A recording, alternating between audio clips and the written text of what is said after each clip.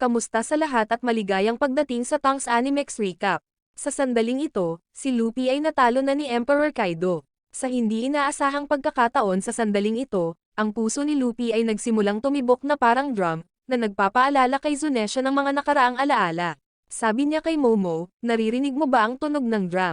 Sa unang pagkakataon sa loob ng 800 taon, sa wakas, dumating na ito. Habang nagsisimula ng mag-transform si Luffy, naguguluhan tanong ni Momo, sino siya? Si Joy Boy. Siya ay bumalik. Nagkamalay na rin si Luffy sa mga sandaling ito at naging puti na ang kanyang buhok. Hindi niya maintindihan kung paano pa siya nakakatayo, malinaw na natalo na siya. Biglang nakaramdam ng sobrang saya si Luffy at humagalpak siya ng tawa. Habang ang napakalaking kapangyarihan sa loob ni Luffy ay patuloy na nagniningning, siya ay sumailalim sa isang kumpletong pagbabago, naging puti ang buhok at damit niya.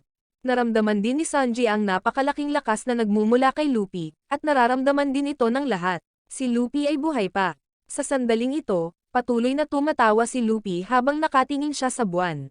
Napagtanto ng 5 elder ng pamahalaang pandaigdig, na ang kanilang mga pagsisikap na pigilan ang paggising ng kapangyarihan ng Devil Fruit ni Luffy ay walang kabuluhan. Lumalabas na ang Goma Goma no Mi Devil Fruit, na mahigpit na pinoprotektahan at itinago ng world government sa loob ng mahigit 800 taon, hindi ito isang ordinaryong Paramecia type na Devil Fruit. Lumalabas, isa itong mythical zone type na Devil Fruit na pinangalan ng Hito Hito no Mi, Sun God Nika. Ito ay may katawan na katulad ng goma. Kapag aktibo, maaari nitong bigyan ng may-ari nito ng kakayahang malayang lumaban. Habang si Luffy ay nabighani pa rin sa kanyang bagong estado, si Hiyori ay nagpapatugtog ng isang himig para pakinggan siya ni Orochi. Napagtatanto na malapit na siyang papatayin, walang kahihiyang humingi ng tawad si Orochi kay Hiyori. Gayunpaman, pagkatapos ng lahat ng mga kalupitan na ginawa niya laban sa kanyang bansa, kahit nasaktan ang kanyang sariling ama at pamilya, hindi mahanap ni Hiyori sa kanyang puso na patawarin siya. Biglang lumitaw ang halimaw na humihinga ng apoy ni Kanjuro, na nag-abiso kay Orochi na nabigo ang plano. Sa hindi inaasahang pagkakataon, nawalan ng kontrol ang nilalang na humihinga ng apoy at sinunog si Orochi. Habang si Luffy ay nabighani sa kanyang bagong estado, pakiramdam niya ay magagawa niya ang anumang bagay, kahit na gawing goma ang lupa. Ito ang bagong kapangyarihan ko, ito ang Gear 5. Sa sandaling ito, patuloy na tumatalon si Luffy at tumatawa na parang baliw. Pinakawalan niya ang kanyang Conqueror's Haki, hinampas si Kaido at iniwan siyang nataranta sa sobrang lakas na ito. Agad namang tumalon si Luffy at mas lalo pang inflated ang braso. Habang si Kaido naman ay naguguluhan pa rin sa mga nangyayari, biglang sumulpot ang kamay ni Luffy, dinakma si Kaido na parang uod, at hinila siya pataas sa langit. Napagtanto ng lahat na nanonood na bumalik na si Luffy. Agad niyang pinabaluktot ang kanyang mga kalamnan at naglunsad ng isang malakas na suntok diretso sa mukha ni Kaido. Nagagawa pa niyang buhatin si Kaido, paikutin, at patuloy na pinabagsak, dahilan para umikot ang ulo ni Kaido sa pagkalito. Habang si Luffy ay tumatawa pa rin sa kasiyahan, galit na galit si Kaido. Uhay ka pa pala, Straw Hat. Habang papaputukan na sana siya ni Kaido, ngunit mabilis na kumilos si Luffy, nagawa pa niyang hilahin ang lupa na parang goma at pinabalik ang atake ni Kaido, na naging isang sunog na dragon. Sa sandaling ito, napagtanto ni Kaido na kailangan niyang humingi ng tawad sa agent ng CP0 na iyon. Kung wala siya, hindi magigising ni Luffy ang kanyang kapangyarihan sa Devil Fruit. Natuwa si Kaido na magkaroon ng rematch kay Luffy. Samantala, sinabi ni Luffy, oras na para magpasya kung sino ang mananalo. Biglang na-curious si Kaido kung bakit buhay pa si Luffy at kung bakit naging goma ang lahat ng nasa paligid niya, kaya napagtanto niyang nagising na pala ang Devil Fruit ni Luffy. Malinaw na nagpakita ito ng mga katangian ng isang Paramecia na uri ng Devil Fruit, ngunit ito ay tila kahawig ng isang zone type na Devil Fruit. Kaya sinunggaban ni Kaido si Luffy at kinagat ito, dahilan para mas lalong lumakas ang kalamnan ni Luffy sa pagsisikap na makatakas, ngunit napalunok pa rin siya ni Kaido. Noong una, parang maaaring gawing digestive product ni Kaido si Luffy. Nakapagtataka, komportableng naglalaro at umaatake si Luffy kay Kaido mula sa loob. Pinalaki pa niya ang katawan, ginawang bilog na bola si Kaido, na ikinagulat ni Yamato at Momo. Hindi nila maintindihan kung bakit parang bilog si Kaido. Sa puntong ito, nagtataka si Kaido kung bakit parang goma ang kanyang katawan. Napansin ni Luffy na may ilaw sa unahan, kaya inabot niya at tinusok ang dalawang mata ni Kaido, para pilitin siyang pakawalan si Luffy. Sa wakas, nagawang makatakas ni Luffy sa bibig ni Kaido. Habang papalapit sina Yamato at Momo, nakita nilang naging higante si Luffy. Sisipain na sana niya si Kaido pababa sa lupa, ngunit nakaiwas si Kaido at sinugod si Luffy para kagatin ito. Sa hindi inaasahang pagkakataon, hinawakan ni Luffy si Kaido sa leeg at nagsimulang makipaglaro sa kanya ng jumping rope, kaya pinaputukan ni Kaido ng apoy si Luffy para makawala. Kahit na nasunog at umitim, hindi nagpakita ng senyales ng pagsuko si Luffy at nagpatuloy siya sa pagsingil kay Kaido. Napagtanto ni Kid at Law sa ibaba, na kailangan ni Luffy na manalo sa laban na ito, para ang lahat ay magkaroon ng pagkakataong mabuhay, kaya lahat ay umasa kay Luffy sa sandaling iyon. Nang sisingilin na ni Luffy at sasalakayin si Kaido, sa hindi inaasahang pagkakataon, sumugod siya at humarap kay Luffy, naghatid ng isang malakas na paghampas na nagpabagsak sa ulo ni Luffy sa ibaba ng kastilyo, na naging sanhi ng pagkagulat ng lahat. Ang higante na yan ay si Luffy, hindi ba? Kaya bumalik si Luffy sa normal niyang laki. Napansin ni Kaido na pagod si Luffy. Biglang nawala ang Gear 5 ni Luffy, dahilan para lumungkot ang mukha ni Luffy na parang matanda. Nakapagtataka, naabot din ni Kaido ang kanyang limitasyon at napaluhod, ngunit muling tumayo si Luffy at sinabing hindi pa ito tapos. Sa sandaling ito, naalala ni Luffy ang mga sakripisyo ng lahat, kaya muli niyang inactivate ang Gear 5, na nakakapanabik kay Kaido. Naramdaman ni Luffy ang kanyang heartbeat na pananaliksik, at pareho silang nagpatuloy sa laban. Agad namang kinarga ni Kaido at hinampas ang ulo ni Luffy. Ang kanyang mace ay dumikit mismo sa ulo ni Luffy. Ngunit kahit paano siya umatake, si Luffy ay nanatiling ganap na hindi nasaktan. Salamat sa kanyang mga property na parang goma, na iniwan si Kaido na lubos na naguguluhan, habang si Luffy ay lumaban ng may ganap na kalayaan. Kaya sumugod si Luffy, naghatid ng isang malakas na suntok sa ulo ni Kaido, na nagpalubog sa kanya sa bundok. Habang si Luffy ay masayang nag-iisip ng pangalan para sa kanyang bagong teknik, si Kaido ay nagkamali at nagtanong, "Sino ka?" Sa huli, sumagot si Luffy, "Ako si Monkey D. Luffy, ako ay magiging hari ng pirata." Ito ay labis na ikinagalit ni Kaido, dahil patuloy na pinipigilan ni Luffy ang kanyang mga plano, kabilang ang pagkatalo sa kanyang pinakamalapit na mga nasasakupan, si Queen at King ni Sanji at Zoro. Sa makatuwid, determinado si Kaido na talunin si Luffy, kaya sinisingil siya ni Kaido, ngunit wala sa kanyang mga pag-atake ang may epekto kay Luffy. Agad na inikot ni Luffy ang kanyang katawan at inilunsad ang isang sunod-sunod na suntok kay Kaido, na naging dahilan upang makaramdam ng pagod si Kaido. Biglang napansin ni Luffy ang napakalaking apoy na naglalagablab sa ibaba ng kastilyo, ngunit nananalig pa rin siya sa kanyang mga kasama at nanatili siyang nakatutok sa pagkatalo kay Kaido. Sa loob ng kastilyo, labis na nag-aalala si Chopper sa lahat dahil wala silang mahanap na kahit sino. Gayunpaman, determinado si Nanami at Otama na wag sumuko. Sa kabilang banda, sina Brook at Robin ay napapaligiran ng apoy habang sina Jinbei at Raizo ay nag-iisip ng mga paraan upang mapatay ang apoy. Pinoprotektahan naman ni Sanji ang mga babae. Sinusubukan din ni Usopp na patayin ang apoy, ngunit tila nawalan ng saysay ang kanilang mga pagsisikap. Binuhat ni Franky si Zoro at tumakbo palayo. Sa sandaling ito, nakahanap sina Raizo at Jinbei ng paraan para mapatay ang apoy. Lumalabas na sa Zou Island, si Zunesha ay nag-spray ng napakaraming tubig sa likod nito upang maligo. Kaya't inimbak ni Raizo ang lahat ng tubig na iyon sa loob ng kanyang ninja technique scroll, at inilabas niya ang lahat ng tubig. Ginamit ni Jinbei ang Fishman Karate para kontrolin ang tubig at patayin ang apoy sa buong kastilyo. Dahil dito, naligtas ang lahat habang pinipilit ni Yamato si Momo na buhatin ang buong isla. Kung hindi, ang lahat ng mga tao ay nasa matinding panganib dahil ang apoy na ulap ni Kaido ay unti-unting nawawala. Si Luffy naman, diretsyong tumalon sa langit. Agad niyang hinawakan ang isang kidlat bilang sandata niya para salakayin si Kaido. Napagtanto ni Momo na malapit nang bumagsak ang isla, kaya sinubukan niyang lumikha ng apoy na ulap, ngunit paulit-ulit na nabigo si Momo. Bigla niyang naalala ang kanyang ina, nang ang buong kastilyo ay nilalamon ng apoy ni Kaido. Ang nanay ni Momo ay palaging naniniwala sa kanya at sa Nine Red Scabbards upang iligtas ang bansang Wano. Kahit na, noong mga panahong iyon si Momo ay bata pa lamang, ngunit nakita ang tiwala ng lahat sa kanya ay nagpasya si Momo na sumama sa grupo ni Kinemon sa paglalakbay sa kinabukasan. Kaya sa sandaling ito ay nabawi na ni Momo ang kanyang determinasyon. Biglang bumilis ang pagbaba ng isla. Lumalabas na si Luffy ay nakikibahagi sa isang matinding pakikipaglaban kay Kaido, na nagtutulak sa kanya ng mga kidlat. Gumalaw pa siya sa hindi kapanipaniwalang bilis, naiwan si Kaido na nalulula sa lakas ni Luffy. Kaya't agad niyang inindayog ang kanyang mace para patumbahin si Luffy, ngunit nanatiling hindi nasaktan si Luffy at mabilis na bumalik para salakayin si Kaido.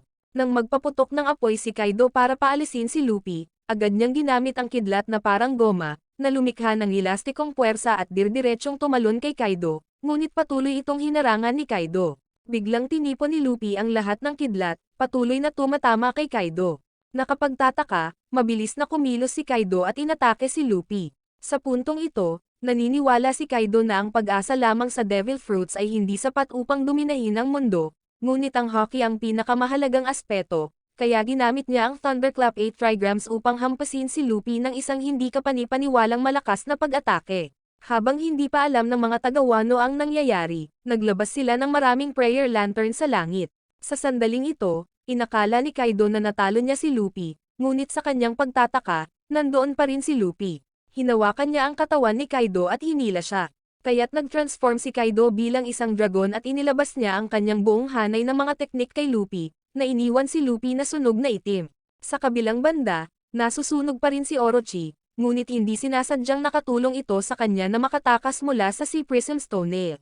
Kaya't inilabas niya ang kanyang kapangyarihan sa Devil Fruit, na nagbabalak na dalhin si Hiyori sa impyerno kasama niya. Samantala, pinagmamasdan ni Otoko at ng matandang blacksmith ang mga parol na lumulutang sa langit, habang si Luffy ay nasa langit, na sinasaksihan ang pag-asa ng lahat. Naniniwala si Hyogoro na tutuparin ni Luffy ang kanyang pangako. Akala ni Kaido ay natalo na niya si Luffy, ngunit nagulat siya nang makitang muling lumitaw si Luffy, kinaladkad ang isang napakalaking kamao sa kalangitan. Sinabi ni Luffy kay Momo, "Sama-sama nating iligtas ang kaharian na ito, naniniwala ako sa iyo." Labis na nagulat si Yamato, dahil ang kamao ni Luffy ay may potensyal na sirain ang buong isla ng Anagoshima. Napagtanto ni Kaido na gusto ni Luffy ng isang buong sukat na showdown sa kanya, kaya inilabas niya ang kanyang buong kapangyarihan, binalot ang kanyang buong katawan sa apoy at naging isang tunay na Fire Dragon. Pero hindi umatras si Luffy. Direkta niyang pinakawalan ang kanyang napakalaking kamao kay Kaido, dahilan para manginig ang isla ng Anagoshima. Nang makita ang pag-atake ni Luffy, lahat ng samurai ay umasa sa kanya. Naalala ni Kwamatsu ang araw kung kailan isinakripisyo ni Odin ang kanyang sarili para iligtas ang Nine Red Scabbard. Sina Kaido at Orochi ay naglagay ng madilim na anino sa buong bansa ng Wano. Kahit na magkasamang bumangon ang samurai, hindi nila nakayanan ang napakalaking kapangyarihan ni Kaido. Dahil dito, ang buong kaharian ng Wano ay nilamon ng apoy. Mula noon, ang mga taga-Wano ay kailangang manirahan sa impyerno, pinilit na magtrabaho, hanggang sa punto na walang sapat na pagkain at malinis na tubig na mapagkunan, na iniiwan ang lahat sa kawalan ng pag-asa. Hanggang isang araw, pinadalhan sila ni Orochi ng mga may depektong Devil Fruits, dahilan para mawala ang tunay na emosyon ng lahat. Kahit na ang isang bata ay kailangang tumawa nang ang kanilang mga magulang ay namatay. Si Hiyori ang nakasaksi sa lahat, kaya sa pagkakataong ito ay determinado siyang maghiganti kay Orochi. Nang ilabas ni Orochi ang kanyang kapangyarihan sa Devil Fruit para salakayin si Hiyori, dumating si Denjiro sa tamang oras at opisyal na tinapos ang papel ni Orochi. Si Momo naman, nakita niya ang determinasyon ni Luffy kasama ang mga prayer lantern ng mga taga-Wano. Alam ni Momo na binabantayan pa rin siya ng kanyang mga magulang, kaya nakatulong ito sa kanya na mabawi ang kanyang espiritu, determinadong iligtas ang lahat, habang ang lahat ng samurai ay nananalangin para sa tagumpay ni Luffy. Habang inilalagay ni Luffy ang lahat ng kanyang lakas sa isang huling pag-atake laban kay Kaido, biglang naalala ni Kaido ang kanyang nakaraan. Lumalabas na mula sa murang edad, si Kaido ay may napakalaking lakas, kahit na may kakayahang sirain ang isang buong kaharian at maging pinakamakapangyarihang mandirigma ng Vodka Kingdom sa edad na 10. Ngunit dahil sa hindi makontrol na katangian ng lakas ni Kaido, nagpa siya ang hari na hulihin siya, ipinaubaya si Kaido sa Navy, na ginawa siyang asong pangangaso ng gobyerno. Sa sandaling ito, napagtanto ni Kaido na ginamit siya ng hari para makakuha ng upuan sa Reverie Conference. Kaya, sinabi ni Kaido kay Luffy, "Gusto kong bumuo ng mundong pinamumunuan ng karahasan, dahil ako ang pinakamalakas." At ngayon ay nagsimulang kilalanin ni Kaido ang lakas ni Luffy. Kaya nagpaputok siya ng bowl ang apoy na nagpabalik kay Luffy. Patuloy na sinabi ni Kaido, "Kahit anong pilit mo, hindi mo mababago ang mundong ito." Nang mahuli pala ng Navy si Kaido ay nakatakas ito kaya agad siyang pinaghahanap na may bounty na 70 million belly. Ngunit sa tuwing siya ay nagugutom at nauuhaw, sinasadya ni Kaido na muling makuha siya ng Navy, at kapag nabusog na siya, muli siyang tatakas. Kaya't nagsimulang pansinin ni Whitebeard si Kaido, na pagtanto na si Kaido, sa edad na 15, ay nagtataglay ng lakas ng isang halimaw. Iyon ay noong kinuha ni Whitebeard si Kaido bilang isang pirata, at sumali siya sa Rocks Pirates. Simula noon, si Kaido ay naging miyembro ng Rocks Pirates, isang pirate crew na binubuo ng pinakamalakas na individual. Ngunit hindi nagtagal, nakatanggap ang lahat ng balita na ang Rocks Pirates ay natalo ni Garp. Habang si Big Mom ay labis na galit sa paghahanap kay Kaido na kolektahin ang kanyang utang, nagpa siya si Kaido na humiwalay sa Rocks Pirates at bumuo ng sarili niyang pirate crew, isang lugar kung saan maaari niyang dominahin ang mundo sa pamamagitan ng digmaan at karahasan. Sa sandaling ito, nanatiling determinado si Luffy na manalo. Agad na pinalakas ni Luffy ang kanyang suntok, dahilan para mapaatras si Kaido. Pagkatapos ay naalala ni Kaido na sinabi kay King, alam ko kung sino si Joy Boy. Habang tumatakas ang huling CP0 agent papuntang Wano, para magulat pabalik sa limang elder, si Momo naman ay nag-cheer kay Luffy. Naniniwala siya na tiyak na mananalo si Luffy, at nang makita ang mga prayer lantern ng mga taga-Wano, determinado si Momo na lumikha ng apoy na ulap upang iligtas ang lahat. Napagtanto ni Yamato na bumabagsak na ang isla. Wala na silang masyadong oras. Sa sandaling ito, naniniwala pa rin si Kaido na sa mundong ito, walang makakatalo sa akin. Habang tumatakbo papalayo ang mga tao sa apoy, dumating ang tubig ni Raizo at Jinbei at naapula ang lahat ng apoy sa kastilyo. Nakita ni Yamato na nawala na ang apoy na ulap ni Kaido, dahilan para mas mabilis na bumagsak ang isla. Kaya agad niyang sinabihan si Momo na gumawa ng fire cloud ng mabilis, kung hindi, lahat ng tao sa kabisera ay nasa panganib. Ngunit sa hindi inaasahan, sa pagkakataong ito ay nagtagumpay si Momo sa paglikha ng isang malaking ulap ng apoy. Ibinalot niya ito sa bumabagsak na isla at hinila pabalik, habang patuloy na ipinagmamalaki ni Kaido ang kanyang lakas, na lalong nagpagalit kay Luffy. Bigla niyang tinanong si Luffy, anong klaseng mundo ang gusto mong likhain, Straw Hat? Sa hindi inaasahang pagkakataon, nadagdagan pa ang lakas ni Luffy, na lalong lumaki ang suntok. Sa sandaling ito, naalala ni Luffy ang determinasyon ng lahat ng kanyang mga kaibigan. Sinabi niya, ang mundo na gusto kong likhain ay isang lugar, kung saan lahat ng aking mga kaibigan ay makakain ng busog. Sa hindi inaasahang pagkakataon, natangay ng lakas ni Luffy ang apoy ni Kaido.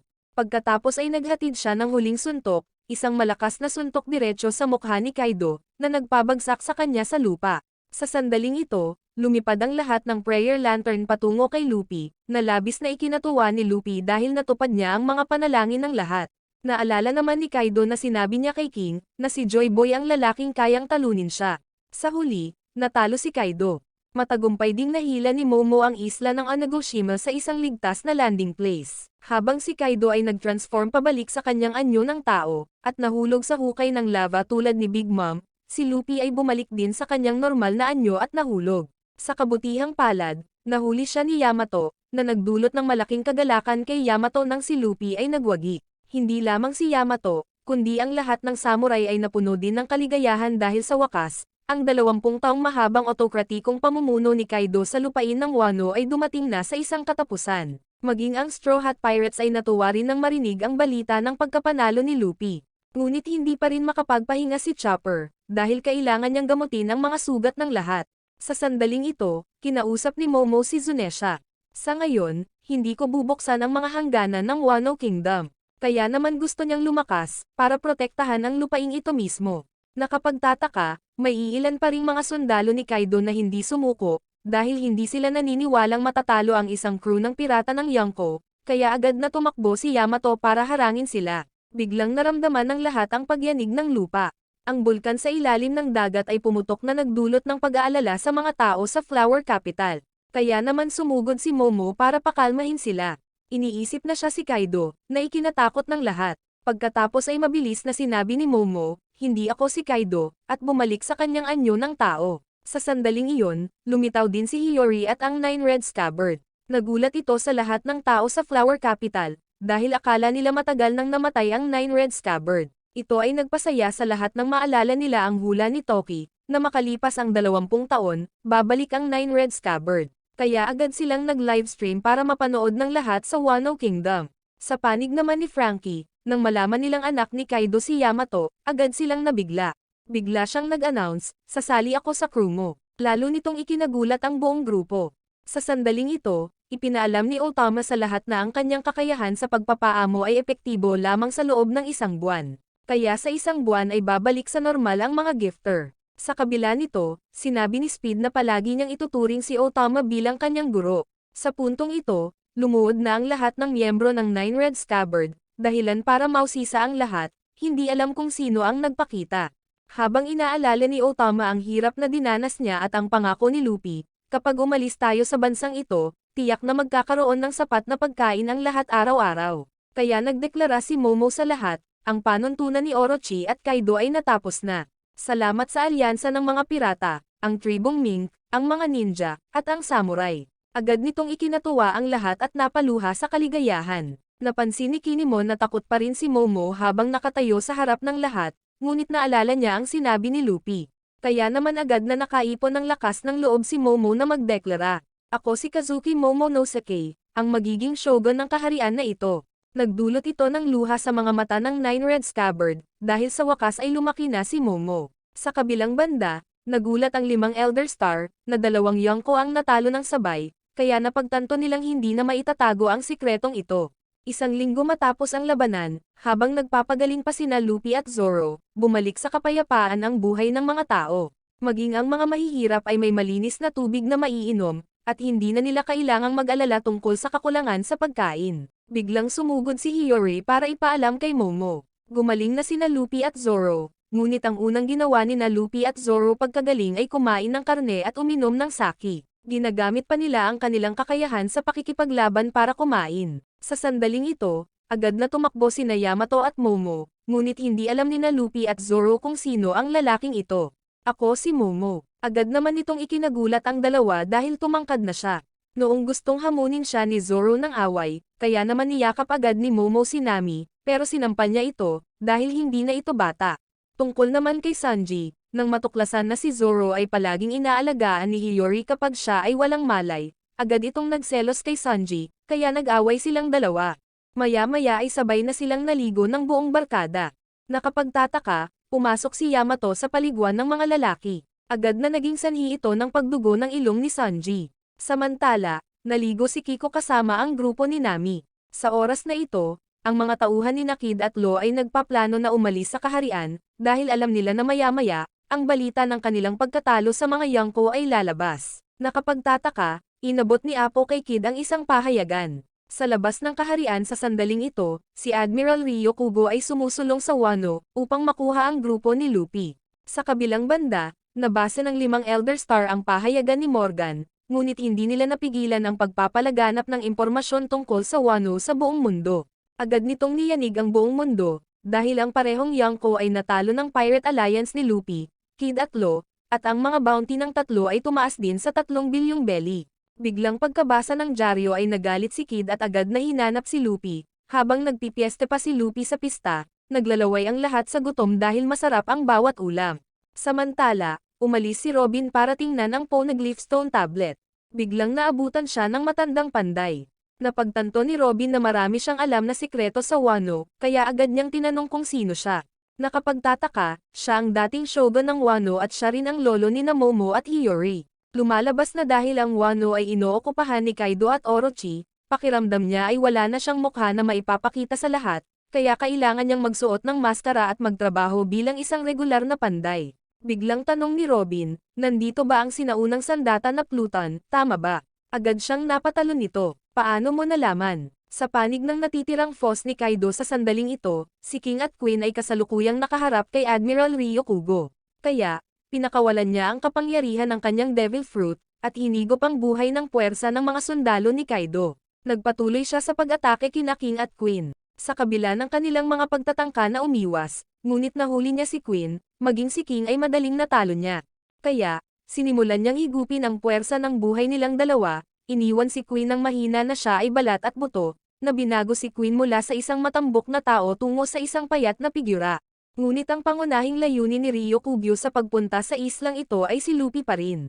Habang nag-e-enjoy pa si Luffy sa handaan, naalala ni Momo noong natalo pa lang ni Luffy si Kaido.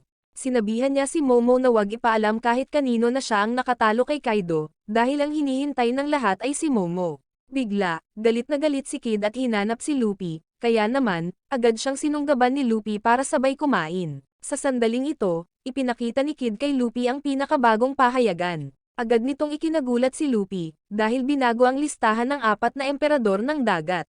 Bukod kay Buggy, Blackbeard, at Shanks, opisyal na naging isa si Luffy sa bagong 4 na emperador ng dagat.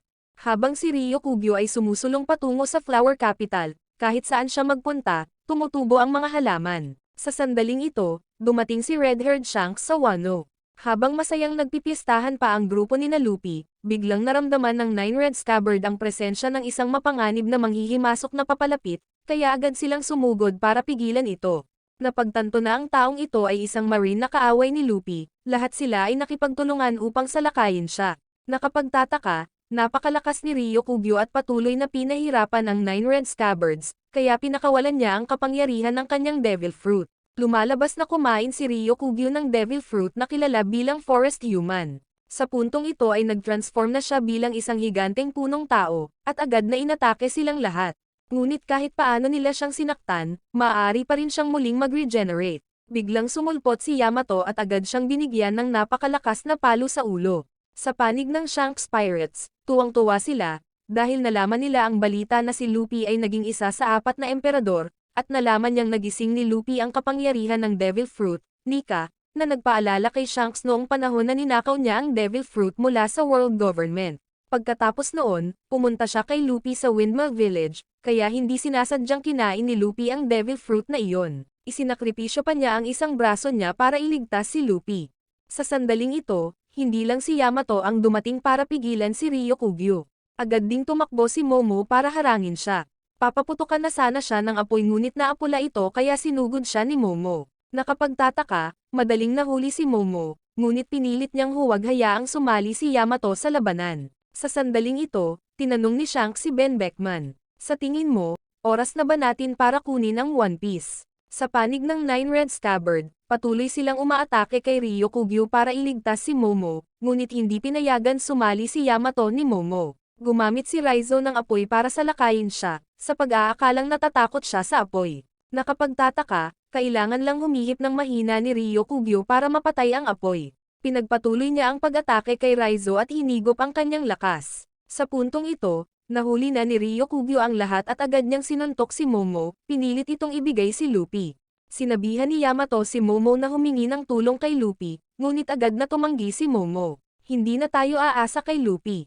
Kung hindi natin kayang protektahan ang Wano sa ating sarili, ang lupaing ito ay walang kinabukasan." Pero hindi pa rin nakakagawa ng apoy si Momo, kaya naisip niyang naglalaro lang si Momo na parang bata. Kaya, agad siyang inatake ni Ryokugyo. Biglang narinig ni Momo ang boses ni Luffy. Agad niya itong tinulungan na mabawi ang kanyang espiritu, at nagpaputok ng malaking apoy na tinatangay si Ryokugyo. Nagulat ang lahat, dahil ang atake na ito ay kasing lakas ng kay Kaido. Nakapagtataka, patuloy na muling nabuhay si Ryokugyo. Nang sasalakayin na sana niya si Momo, agad na pinakawalan ni Shanks ang kanyang Conqueror's Haki para supalin si Ryokugyo. Dahil dito, hindi siya makagalaw at bumalik sa kanyang normal na anyo. "Ikaw ba si Red-haired?" Nakakaramdam na pala siya ng makating mata, dahil naglakas loob siyang ebuli si Momo. Napagtanto niyang wala siyang laban kay Shanks, kaya agad na umalis si Ryokugyo. Nagawa rin ni Momo na protektahan ang Wano, kaya nakita talaga ni Luffy ang lahat. Tanong ni Jinbei, kaninong makapangyarihang hockey iyon kanina lang? Gayunpaman, tila nakilala ni Luffy na ito ay si Shanks. Kinaumagahan, agad na bumalik sina Kinemon at Kiko nang marinig na ang lahat ay inatake. Pagbukas pa lang niya ng pinto ay nakita niyang ginagamot sina Raizo at Shinobu, dahil sila ay binawian ng lakas ni Admiral Ryokugyo. Napagtanto na ngayon ng mga Red Scabbard ang nakakatakot na kapangyarihan ng isang Marine Admiral. Kahit nagsanib puwersa sila, hindi nila siya nakaya. Napagtanto din nila na wala pang mga kalaban na tumutumbok sa Wano dati, dahil si Kaido ang namuno dito. Sa sandaling iyon, sinisi ni Kinemon ang kanyang sarili, sa pagbabalik sa kanyang bayang kinalakihan upang bisitahin ang kanyang asawa, na naging dahilan upang hindi niya magawang makisali sa labanan sa lahat ng oras. Nang mabalitaan ni Raizo na maganda pa rin ang asawa ni Kinemon, hindi niya maiwasang ma-appreciate ito, agad din siyang naghangad ng asawa. Sa puntong ito, ipinatawag ni Ino at Neko si Carrot kasama ang lahat sa tribo, na nag-iwan sa kanya ng tuliro tungkol sa kung ano ang nangyayari. Biglang tinanong ni Ino si Carrot, "Gusto mo bang maging king?" Na agad namang ikinagulat ni Carrot, dahil hindi niya alam kung paano maging king. Napagdesisyonan na pala ni Ino at Neko na manatili sa Wano para protektahan si Momo. Kaya, gusto nilang ipasa ang titulong Meikomo King kay Carrot, dahil siya lang ang nakapaglakbay kasama ang grupo ni Luffy. Sa kabila ng kanyang mga alalahanin, nakita ang suporta ng lahat at naaalala ang kanyang pangako kay Pedro, nagpa siya si Carrot na maging isang malakas na mandirigma. Kaya, pumayag si Carrot. Sa panig ni Momo at Hiyori, muli nilang nakasama ang kanilang lolo, na labis na ikinatuwa ng dalawa dahil hindi nila inaasahan na buhay pa ang kanilang lolo. Hindi pala niya nailigtas si Odin at ang bansang Wano, kaya nakonsensya siya nang makita niya sina Momo at Hiyori. Pero hindi naman nagalit sa kanya sina Momo at Hiyori, dahil siya lang ang pamilya nila. Lumalabas na nahulaan na ng Nine Red Scabbard na buhay pa siya, maliban kay Kinemon, na nanatiling walang alam. Sa panig ni Frankie, nagulat siya, nang marinig na ang sandata ng Pluton ay nasa Wano. Kinikilala ito ni Luffy bilang disenyo na sinunog ni Frankie sa Eni Lobby. Napagtanto ng lahat na ito ay isang napakadelikadong sandata, at agad na tinanong ni Robin si Luffy, gusto mo bang kunin ito? Ngunit tumanggi si Luffy. Hindi maintindihan ni Robin kung bakit gustong palayain ito ni Odin. Biglang lumitaw ang isang batang babae, na ikinagulat ng lahat na hindi alam kung sino siya. Nang malaman nila na siya si Shinobu, na agad namang ikinagulat ng buong grupo. Sa sandaling ito, si Otama ay naging alagad din ni Shinobu, isang babaeng ninja, na nagpapasaya sa lahat. Sa hindi inaasahang pagkakataon sa labas, narinig ni Caribou ang lahat at nalaman na narito ang sinaunang armas na Pluton. Habang ang mga tao sa Wano ay nakakaramdam ng kagalakan, nakarating na si Luffy sa bundok kung saan inilibing si Odin, at naalala niya na nawasak ng apoy ni Kaido ang lugar na ito. Sa puntong ito, dumating din ang Nine Red Scabbard, upang pasalamatan si Luffy sa lahat ng nagawa niya para sa bansang Wano. Salamat sa kanya, nabawi ng Wano ang kapayapaan, ngunit nagluluksa pa rin sila sa pagkamatay ni Ashura at Izo, at naalala din nila ang sopas na ginagawa ni Odin, na naging dahilan upang ma-curious si Luffy na subukan ito. Sa puntong ito, tinanong ni Denjiro si Luffy, gusto mo bang umalis, hindi ba? Napagtantong nais ni Luffy na umalis, lahat sila ay yumuko at nagpasalamat sa kanya. Bigla ding umiyak si Carrot at niyakap si Luffy, dahil kailangan din niyang magpaalam sa lahat at bumalik sa sariling bayan. Ngunit masayang-masaya ang pakiramdam ni Carrot, dahil nakipagsapalaran siya sa grupo ni Luffy. Sa panig ni Zoro, binisita niya ang puntod ni Yasoi para uminom ng sake kasama niya. Bigla niyang nakasalubong si Otoko, na bumisita sa puntod ng kanyang ama. Dumating din pala si Hiyori. Sa sandaling ito, napansin niyang naghahanda na rin si Zoro na umalis, at sabi niya, mamimiss kita ng husto. Ngunit naisip ni Zoro na gusto ni Hiyori na bawiin ang Emma Sword, kaya naalala niya ang labanan kay Kaido. Dahil ang kapangyarihan ng espadang ito ay maaaring makapinsala kay Kaido, na nagpapaalala sa kanya ng pakikipaglaban kay Odin. Ngayon, kinikilala ni Zoro na, talagang kamangha-mangha si Odin, dahil ganap niyang makontrol ang espada. Sa makatuwid, nagpa siya si Zoro na dapat siyang maging mas malakas. Habang nagpapaalam pa ang grupo ni Luffy sa lahat, kumakain si Luffy ng red bean soup kasama si Otama. Nang makitang nasasarapan si Otama sa pagkain, tuwang-tuwa siya dahil makakakain na si Otama hanggang sa mabusog siya. Biglang nalungkot si Otama, napagtanto na aalis na si Luffy. Ngunit sabi ni Luffy, hinding-hindi kita makakalimutan, na nagpapasaya kay Otama. Kaya, nagpa siya si Luffy na umalis. Nakita ni Otama ang imahe ni Ace sa loob ni Luffy. Kinaumagahan, nakita ni Momo na bumalik na sa kapayapaan ang kanyang bansa, kaya gumaan ang pakiramdam niya. Nang magpas siya si Momo na hanapin si Zoro para matuto ng espada, nalaman niyang nawala na ang lahat. Kaya nag-alala si Momo at tumakbo upang hanapin ang lahat, ngunit sa paghahanap kung saan-saan, hindi pa rin sila mahanap. Sa sandaling ito, sinabi ni Hiyori kay Momo na si Luffy at ang kanyang grupo ay nagpaalam na at umalis na.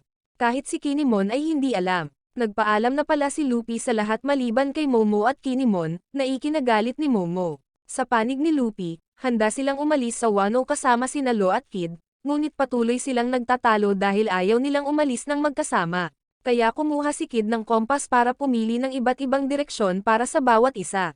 Sa hindi inaasahang pagkakataon, nang gumuhit ng marami, si Luffy ang pumili ng pinakamapanganib na direksyon. Biglang ibinalita ni Kid kay Luffy, na si Buggy ay naging isa sa 4 na emperador, na ikinagulat niya, dahil parehong si Crocodile at Mihawk ay sumali sa Buggy's crew, at bumuo sila ng isang organisasyon na tinatawag na Cross Guild, na dalubhasa sa paglalagay ng mga bounty sa Navy. Bago umalis, si Law, binigyan niya si Kid ng kopya ng poneglyph ni Kaido. Napagtanto ni Kid, oras na para seryosong maghanap ng One Piece. Ngunit kailangan niya unang maghanap ng taong may peklat ng apoy. Nakakagulat si Luffy, dahil hindi niya alam kung sino ang may peklat ng apoy. Sa panig ni Momo, hinahanap niya si Yamato. Habang nagmumuni-muni pa rin siya sa rooftop, kaya, gumawa siya ng desisyon na katulad ni Odin. Sa puntong ito, handa nang tumulak ang grupo ni Luffy. Nagtataka si Nami kung bakit hindi nagpaalam si Luffy kina Momo at Kinemon. Pero naniniwala si Luffy na malapit na silang magpunta dito. Samantala, hinahabol ng grupo ni Momo si Luffy. Sinabi ni Yamato kay Momo na hindi na siya maglalayag, na ikinagulat ni Kinemon, dahil minsan na niyang naisip ang sundan ang grupo ni Luffy. Ngunit nais ni Yamato na matulad kay Odin, na ginalugad ang Wano bago lumayag. Sa puntong ito, galit pa rin si Momo, nagtataka kung bakit umalis ang grupo ni Luffy nang walang paalam sa kanya. Dahil marami silang alaala na magkasama at lumaban ng magkasama sa labanan laban kay Kaido, na ikinadismaya niya. Determinado na hanapin si Luffy at hamunin siya. Nagtataka si Kinemon kung bakit hindi lumilipad si Momo. Sa puntong ito, sinabi ni Lo kay Luffy, ang kanilang alyansa ay nabuwag at mula ngayon, sila ay magiging magkaaway, kaya, umalis na ang mga tauhan ni Kid at Lo. Naabutan na ni Momo si Luffy sa ngayon kaya galit na galit ito. Nagmamadali siyang sunggaban siya at sinisi si Luffy sa pag-alis nang hindi nagpapaalam sa kanya. Biglang napaiyak si Momo, ayaw niyang umalis ang grupo ni Luffy. Kaya pakiramdam ni Luffy ay parang bata pa rin si Momo. Sabi ni Momo, salamat sa inyong lahat, na kaya kong mabuhay at makapaghiganti para sa aking mga magulang, kaya't pakiusap huwag kayong umalis. Sa sandaling ito, sinabi ni Luffy kay Usopp na bigyan si Momo ng isang malaking piraso ng tela. At sabi ni Luffy, kahit lumaki ka na, mahina ka pa rin at tanga. Pero palagi kitang nakikita bilang kapatid ko. Napagtanto ni Momo na ito ang flag ni Luffy, at sinabi ni Luffy kay Momo na isabit ito sa Wano at sabihin, mula ngayon, kung sino man ang mang-ahas na manggulo para sa aking kaibigan, ito ay kapareho ng nagdudulot ng gulo para sa amin. Ito ay lubos na nagpaiyak kay Momo, napagtanto na itinuturing pa rin siya ni Luffy bilang isang kaibigan. Kaya nagsimulang tumulak ang grupo ni Luffy, at nagpaalam sila kay Momo at sa lahat. Lumuhod si Momo para magpasalamat sa grupo ni Luffy. Sa sandaling ito, ipinangako ni Momo kay Kinemon, balang araw, tiyak na malalampasan ko si Odin. Sa panig naman ni Nami, sobrang panatag ang loob niya, dahil hindi na nila kailangan pang dumaan sa waterfall para umalis sa Wano. Bigla, nakasalubong nila si Lo at Kid, kaya, tinuya ni Kid ang dalawa, dahil balak nilang dumaan sa opisyal na daungan, ang ligtas na ruta ng mga ordinaryong pirata. Dahil sa galit ni na Luffy at Lo, nagpasya silang magpalit ng direksyon at dumaan sa waterfall para umalis sa Wano.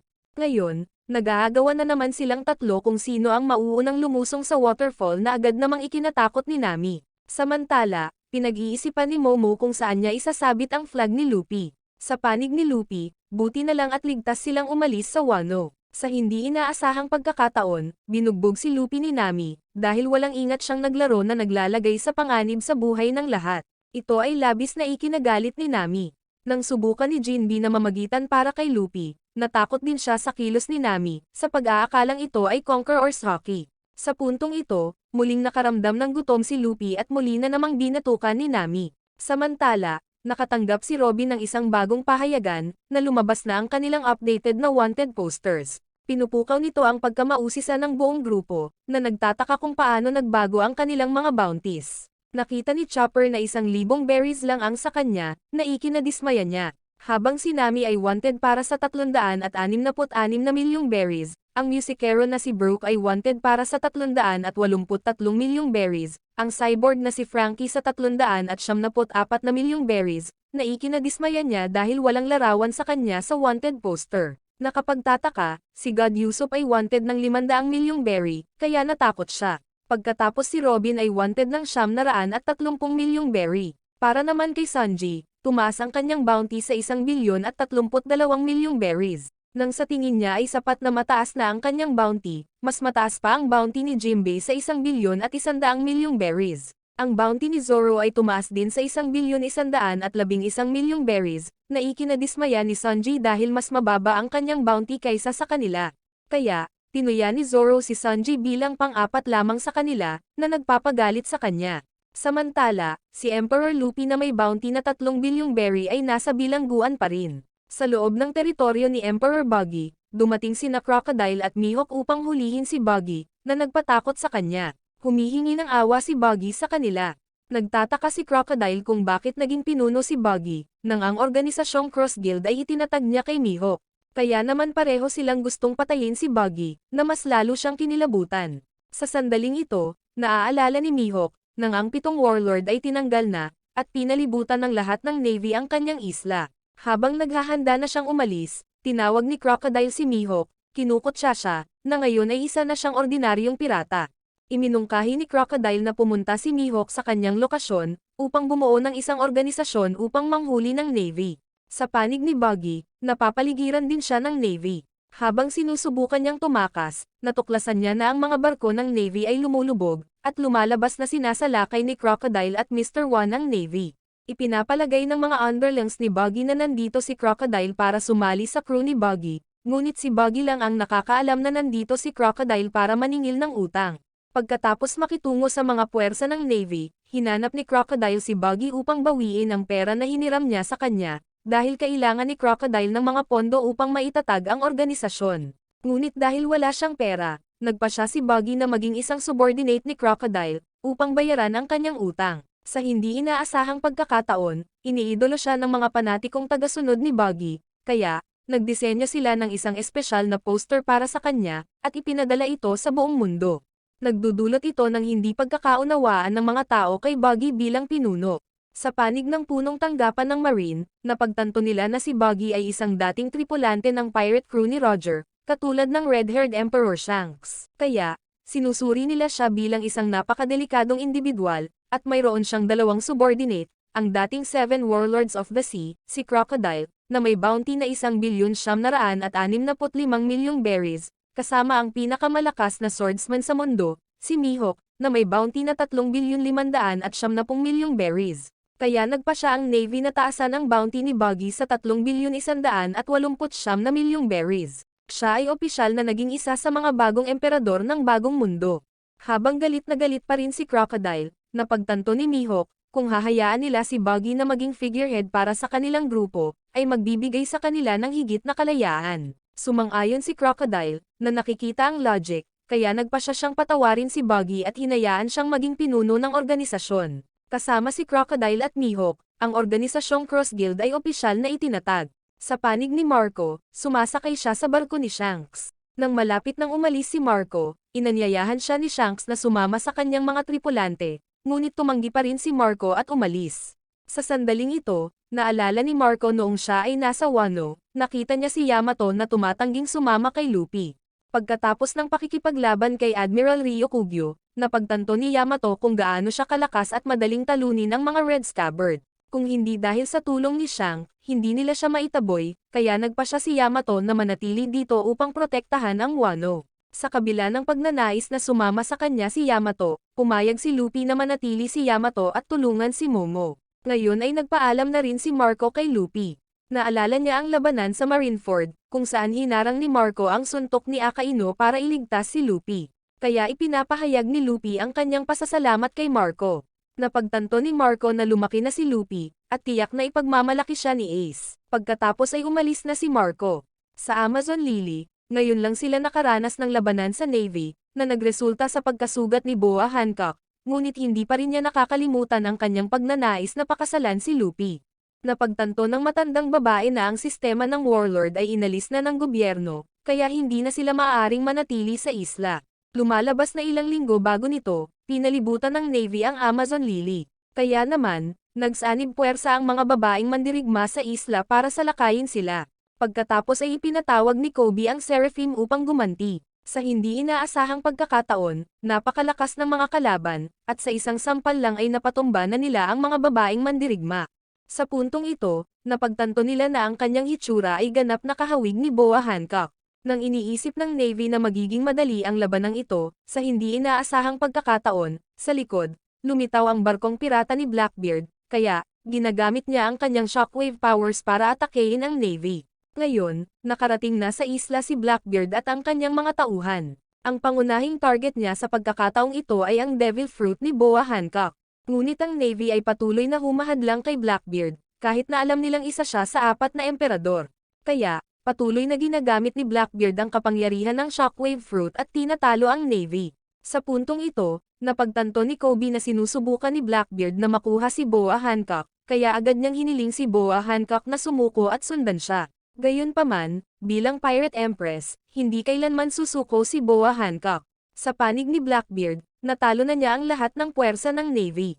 Sa hindi inaasahang pagkakataon, may isang Seraphim na katulad ni Mihawk, na napakalakas at natalo ang mga subordinate ni Blackbeard, na ikinagulat ni Blackbeard. Ang Seraphim pagkatapos ay nagmamadaling salakayin si Blackbeard. Sa sandaling ito, napagtanto ni Blackbeard na ang Seraphim na ito ay isang bagong uri ng pasifista. Si Seraphim Mihawk ay naghatid ng isang malakas na strike, itinulak pabalik si Blackbeard at tumawid sa isang buong bundok. Gayunpaman, nakatayo pa rin si Blackbeard, kaya patuloy siyang inaatake ni Seraphim Mihawk. Pagkatapos ay ginagamit ni Blackbeard ang mga kapangyarihan ng madilim na Black Fruit, upang pigilan muli ang Seraphim. Sa sandaling ito, humakbang pasulong si Boa Hancock, binibihag ang lahat sa kanyang kagandahan. Pagkatapos ay ginawa niyang bato ang lahat. Sa hindi inaasahang pagkakataon, ang parehong Seraphim ay patuloy na umaatake, kaya sinabihan sila ni Kobe na huminto. Biglang inatake ni Boa si Kobe. Napagtanto niyang hindi siya makakaiwas sa oras, ngunit agad na nahuli ni Blackbeard si Boa Hancock. Lumalabas na ang bounty ni Boa ay 1,659 milyong berries, habang si Blackbeard ay 3,996 milyong berries. Ngayon, napagtanto ni Blackbeard, ang lahat ng kanyang mga tauhan ay naging bato. Habang si Kobe ay hindi sigurado kung ano ang gagawin, dahil ang kapangyarihan ni Blackbeard ay ganap na nalulunos sa kanya. Sabi ni Blackbeard, gusto ko ang iyong kapangyarihan, ngunit ang sagot ni Boa, ang kapangyarihang ito ay dapat sumabay sa kagandahan. Kung ako ay mamatay, ang iyong mga nasasakupan ay magiging bato magpakailanman. At kahit na makuha niya ang kapangyarihang ito, hindi na niya ito mababalik.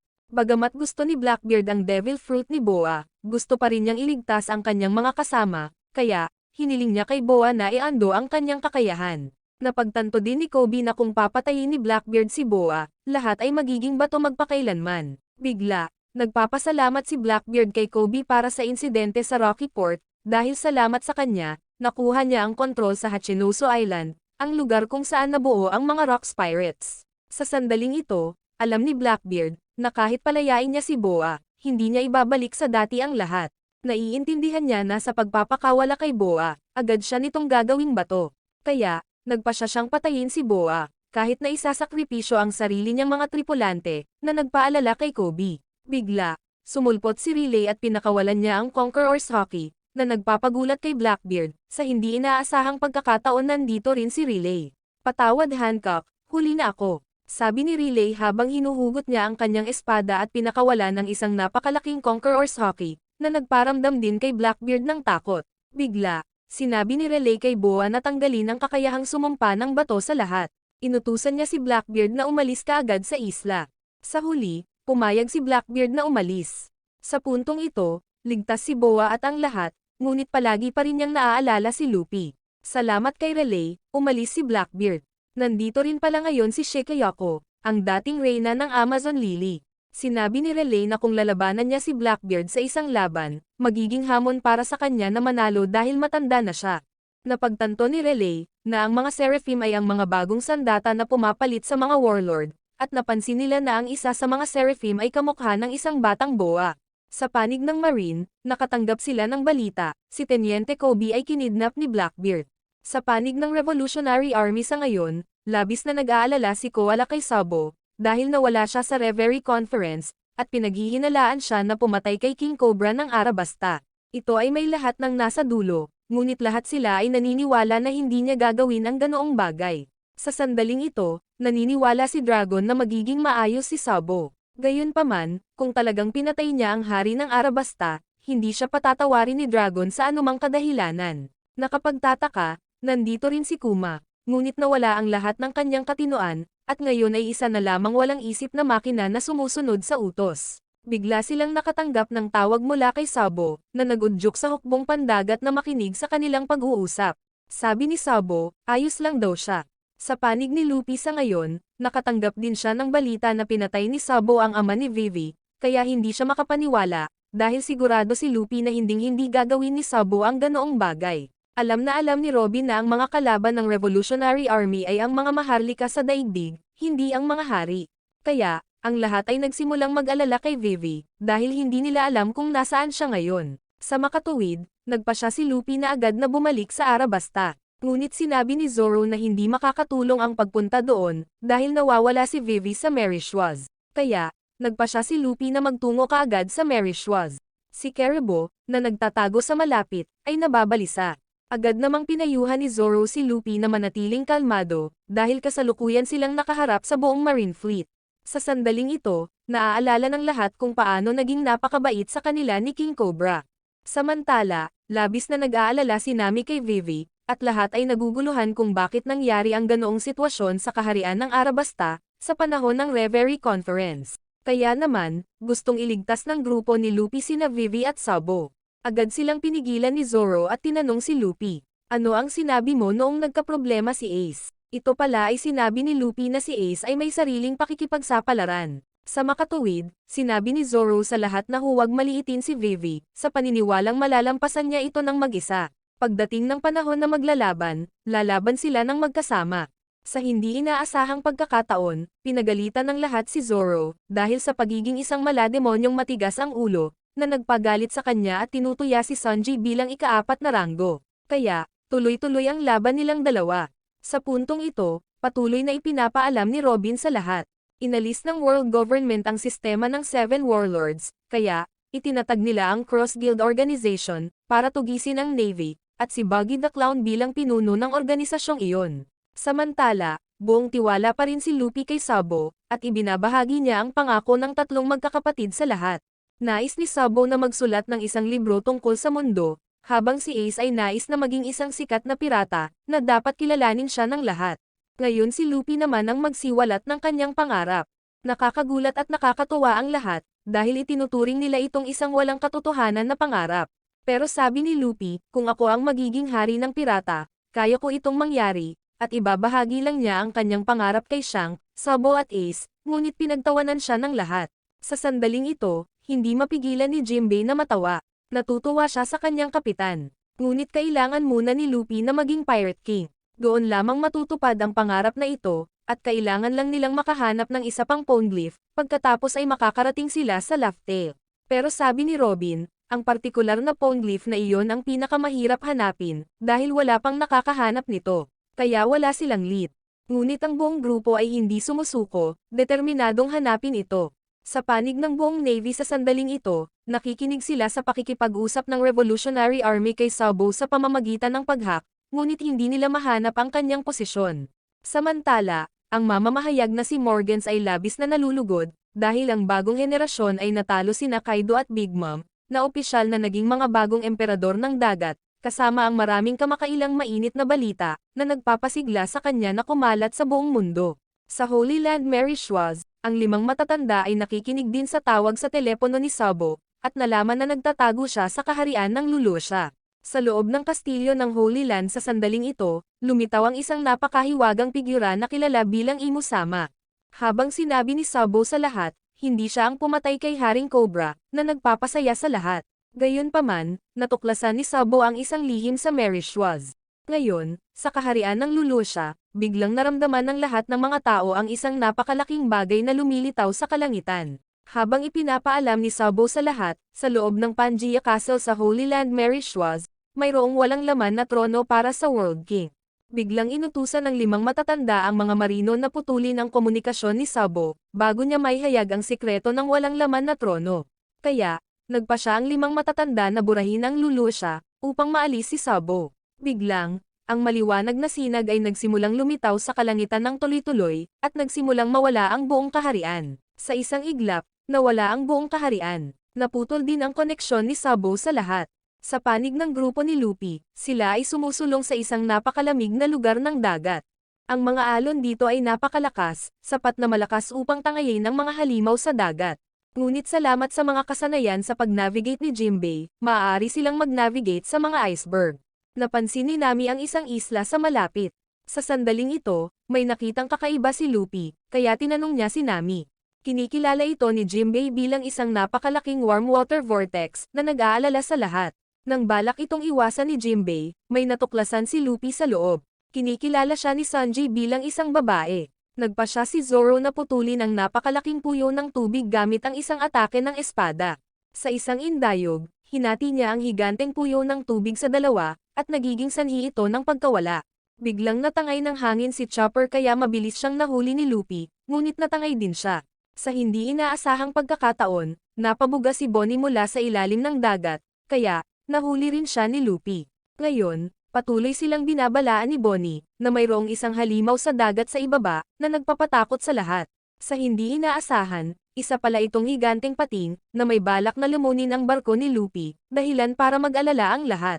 Ngunit salamat sa galing ni Jinbei sa paghawak ng barko, kaya, nakatakas sila sa bibig ng pating. Sa sandaling ito, napagtanto nila na ito ay isang mekanikal na pating.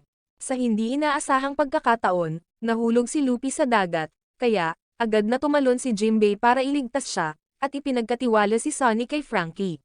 Nang makitang balak pa rin silang salakayin ng mechanical shark, gumamit si Franky ng bagong kasanayan ni Sunny na tinatawag na ship's bottom, na nagpapataas ng bilis ni Sunny. Sa hindi inaasahan, ang pating ay maaaring bumaril ng mga torpedo, dahilan upang mabaliw at lumubog si Sunny sa dagat. Habang sinusubukan pa ni Jinbei na iligtas ang grupo ni Luffy, sa kanyang paglabas ay wala na si Sunny. Ngayon, patuloy ang pag-atake ng pating, kaya, hinawakan ni Jinbei ang tatlo at lumangoy palayo, ngunit natangay din siya ng agos. Sa kabilang banda, ang iba ay lumulubog sa dagat, hindi na sila makahinga, kaya't ang pating ay patuloy na umaatake at nilamon silang lahat. Sa hindi inaasahang pagkakataon, may lumitaw na robot, at agad na natalo ang higanteng pating. Napagtanto ni Franky na kung patuloy silang lumubog ng ganito, lahat ay mamamatay. Sa panig ni Tashigi sa sandaling ito, inaalagaan niya ang mga higanteng sanggol, upang tulungan silang bumalik sa kanilang normal na laki. Dahil ang mga higanteng bata na ito ay ang lahat ng mga higanteng eksperimento ni Caesar sa Punk Hazard. Ngunit salamat sa alyansa ni Luffy at Law, nagawa nilang talunin si Caesar at iligtas ang mga batang ito, at ibinigay ang mga bata kay Tashigi para sa pangangalaga. Sa panig ni Helmepo, nakikiusap siya sa Vice Admiral ng Navy dito, na humihiling sa kanya na tulungan siyang iligtas si Kobe. Ngunit si Kobe ay nahuli ni Blackbeard at dinala sa kanyang teritoryo, at ang lugar na iyon ay lubhang mapanganib. Kaya wala silang lakas para tulungan siya. Ngunit hindi sumuko si Helmepo, sinusubukang hikayatin silang iligtas si Kobe. Sa panig ng grupo ni Luffy, dinala sila ni Jinbei sa Pampang, ngunit hindi niya maalala kung sino si Bonnie. Ikinagalit ito ni Bonnie dahil siya rin ay mula sa Worst Generation, ngunit hindi siya nakikilala. Sa kabila ng pagiging isa ni Luffy sa Emperador, nakikita siya ni Bonnie bilang isang tanga. Sa sandaling ito, nagtataka si Bonnie kung bakit ang wanted poster ni Luffy ay nagpapakita ng puting buhok, kaya ipinaliwanag niya na iyon ang aking libreng porma. Biglang nakaramdam na naman ng gutom si Luffy. Nang gusto nilang kumain, agad silang binalaan ni Bonnie, na ang islang ito ay tinatawag na Egghead, na kabilang sa world government. At ang lugar na ito ay ang laboratorio ni Dr. Vegapunk, na itinuturing na 500 taon nangunguna sa mundo, nakakagulat kay Luffy. Dumating pala si Bonnie dito para hanapin si Vegapunk. Sa panig ng grupo ni Zoro, sila ay nailigtas ng isang higanteng robot, na ikinagulat ng lahat. Biglang may lumabas na babae mula sa loob ng robot. Ito ay lumalabas na ang pating na robot ay na-program niya, ngunit ito ay nag-malfunction. Habang hindi alam ng lahat kung sino siya, sabi niya, "Ako si Dr. Vegapunk." Maraming salamat sa panonood, sana nag-enjoy ka sa anime na ito. Mag-subscribe at pindutin ang notification bell upang updated ka lagi sa mga bagong video na mai-upload namin. At para makatutok sa higit pang Tagalog anime recap, magkita tayo sa susunod.